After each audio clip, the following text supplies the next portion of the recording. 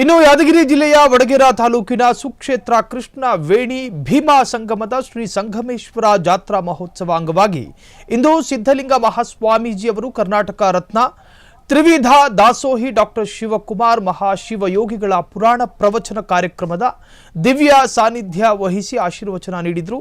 ನಾವು ದೇಶದಲ್ಲಿ ಹಲವಾರು ಕ್ಷೇತ್ರಗಳಲ್ಲಿ ಮಹತ್ತರ ಸಾಧನೆ ಮಾಡಿದರೂ ಶಾಂತಿ ನೆಮ್ಮದಿಯಿಂದ ಒಂದು ಕಡೆ ದೂರವಾಗುತ್ತಿದ್ದೇವೆ. ಬದುಕಿನ ಸ್ವಲ್ಪ ಸಮಯ ಆಧ್ಯಾತ್ಮಿಕ ಕ್ಷೇತ್ರಗಳಿಗೆ ಭೇಟಿ ನೀಡುವುದು, ಚಟುವಟಿಕೆಗಳಲ್ಲಿ ಭಾಗವಹಿಸುವುದರಿಂದ ಎಲ್ಲರಲ್ಲಿ ಸಕಾರಾತ್ಮಕ ಚಿಂತನೆಗಳು ಮೂಡಿ ಸನ್ಮಾರ್ಗದಲ್ಲಿ ಬದುಕು ಸಾಗಿಸಲು ಪ್ರೇರಣೆ ಸಿಗುತ್ತದೆ ಎಂದು ಹೇಳಿದರು. ಸಂಗಮೇಶ್ವರ ಕ್ಷೇತ್ರಕ್ಕೆ ಭವ್ಯ ಇತಿಹಾಸ ಇದೆ. ಸ್ವಾಮೀಜಿಯವರು ಶ್ರದ್ಧೆಯಿಂದ ಕೆಲಸ ಮಾಡುವ ಮೂಲಕ ಭಕ್ತರ ಮನಸ್ಸುಗಳನ್ನು ಕಟ್ಟುವ ಕೆಲಸ ಮಾಡುವ ಜೊತೆಗೆ ಆಧ್ಯಾತ್ಮಿಕ ಸಾಮಾಜಿಕ ಕಾರ್ಯಗಳನ್ನು ಮಾಡುತ್ತಿರುವುದು ಒಳ್ಳೆಯ ಬೆಳವಣಿಗೆ ಎಂದು ಶ್ಲಾಘನೆ ಮಾಡಿದರು. ಇನ್ನು ಇದೇ ವೇಳೆ ಸಂಗಮ ಕ್ಷೇತ್ರದ ಪೀಠಾಧಿಪತಿ ಪರಮ ಪೂಜ್ಯ ಶ್ರೀ ಕರುಣೇಶ್ವರ ಶಿವಾಚಾರ್ಯರು ಮಾತನಾಡಿ, ಈ ಕ್ಷೇತ್ರದಲ್ಲಿ ಈ ಹಿಂದೆ ಹಲವಾರು ಸ್ವಾಮೀಜಿಗಳು ತಿಂಗಳುಗಳ ಕಾಲ ಮೌನ ಅನುಷ್ಠಾನ ಕೈಗೊಳ್ಳುವ ಮೂಲಕ ಸಂಗಮೇಶ್ವರನ ಕೃಪೆಯಿಂದ ಆಧ್ಯಾತ್ಮಿಕ ಶಕ್ತಿ ಪಡೆದಿದ್ದಾರೆ. ಅವರು ಸಿದ್ಧ ಗಂಗೆಯಲ್ಲಿ ಹಲವಾರು ತೊಂದರೆಗಳ ಮಧ್ಯೆ ಜಾತ್ಯತೀತ ಶಿಕ್ಷಣ ಸಂಸ್ಥೆ ಹಾಗೂ ವಸತಿ ಗೃಹ ಆರಂಭಿಸುವ ಮೂಲಕ ಲಕ್ಷಾಂತರ ವಿದ್ಯಾರ್ಥಿಗಳಿಗೆ ಗುಣಮಟ್ಟದ ಶಿಕ್ಷಣ ಸಂಸ್ಕಾರ ನೀಡುವ ಮೂಲಕ ಸಾಮರಸ್ಯ ಮೂಡಿಸಿದ್ದಾರೆ ಎಂದು ಆ ಸಂದರ್ಭ ಹೇಳಿದ್ದಾರೆ.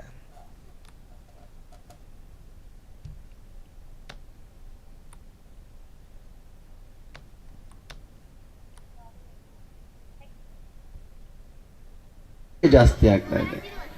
ಯಾಕೆ ಅಂತಂದರೆ ಅವರ ಮನೋಮಂದಿರದಲ್ಲಿ ಶಾಂತಿಯನ್ನು ಸ್ಥಾಪಿಸಿಕೊಳ್ಳಬೇಕಾಗಿರುವಂತಹ ಕಾರಣದಿಂದಾಗಿ ಅವರಿಂಥ ಕ್ಷೇತ್ರಗಳಿಗೆ ಎಲ್ಲರೂ ಕೂಡ ಭೇಟಿ ಕೊಡುವಂಥ ಕೆಲಸವನ್ನು ಮಾಡ್ತಾ ಇದ್ದಾರೆ. ಇಂಥ ಕ್ಷೇತ್ರಗಳಿಗೆ ಬಂದಾಗ ಮನಸ್ಸಿನ ಮೇಲೆ ಒಂದು ಪವಿತ್ರ ಭಾವನೆ ಉಂಟಾಗ್ತದೆ. ಎಲ್ಲ ಕಡೆ ಆ ಭಾವನೆ ಬರೋದಿಲ್ಲ. ಇಂಥ ಕ್ಷೇತ್ರಗಳಿಗೆ ಬಂದಾಗ ಮಾತಾಯಿತು, ಯಾರೋ ಒಬ್ಬ ಯುವಕ ತನ್ನ ತಂದೆ ತಾಯಿಗಳನ್ನ ಚೆನ್ನಾಗಿ ನೋಡ್ಕೊಳ್ತಾ ಇದ್ದಾಗೆ ಅವನಿಗನ್ನಿಸ್ತು, ಬೇಡ ತಂದೆ ತಾಯಿಗಳ ಸೇವೆ ಮಾಡೋದು ಸಾಕು, ಇವನ್ನೆಲ್ಲಾದರೂ ಒಂದು ಕಾಡಿಗೆ ಬಿಟ್ಬಿಟ್ಟು ಹೋಗ್ಬಿಡೋಣ ಅಂತ ಹೇಳಿ ಯೋಚನೆ ಮಾಡಿದ. ಭಾವನೆ ಇತ್ತು ಅವನಿಗೆ.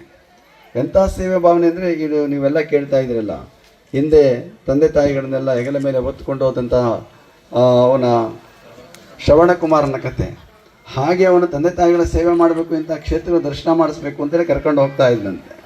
ಎಲ್ಲ ಕಡೆ ಕರ್ಕೊಂಡು ಹೋಗ್ತಾ ಇದ್ದ. ಅಷ್ಟೇ ಪ್ರೀತಿ ಭಕ್ತಿ ಶ್ರದ್ಧೆ ಇತ್ತು ಅವನಿಗೆ. ಅವ್ನು ಕರ್ಕೊಂಡು ಹೋಗ್ತಾ ಇದ್ದ. ಒಂದು ಸಾರಿ ಒಂದು ದೊಡ್ಡ ಆಲದ ಮರ ಬಿಸಿಲಿತ್ತು, ಮರದಡಿಗೆ ಹೋದ.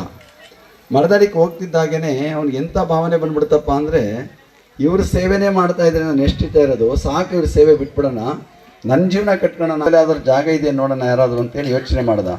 ಸ್ವಲ್ಪ ದೂರದಲ್ಲಿ ಎಲ್ಲ ಒಂದು ಆಶ್ರಮ ಕಾಣಿಸ್ತಾ ಇತ್ತು. ಆ ಆಶ್ರಮ ಕಾಣಿಸ್ತಾ ಇದ್ದಾಗ ಆಶ್ರಮದ ಹತ್ರ ಬಿಟ್ಟು ಹೋಗ್ಬಿಡೋಣ ಅಂತೇಳಿ ಬಂದ. ಅವನು ಅಲ್ಲಿಂದ ಬರ್ತಾ ಕ್ಷಣ ಕ್ಷಣದ ಸುದ್ದಿಗಳಿಗಾಗಿ ಫ್ರೀಡಂ ಟಿವಿ ಸಬ್ಸ್ಕ್ರೈಬ್ ಮಾಡಿ, ಲೈಕ್ ಮಾಡಿ ಹಾಗೂ ಫಾಲೋ ಮಾಡಿ. ಹೊಸ ಸುದ್ದಿಗಳ ನೋಟಿಫಿಕೇಶನ್ಗಾಗಿ ಬೆಲ್ ಐಕಾನ್ ಮೇಲೆ ಕ್ಲಿಕ್ ಮಾಡಿ.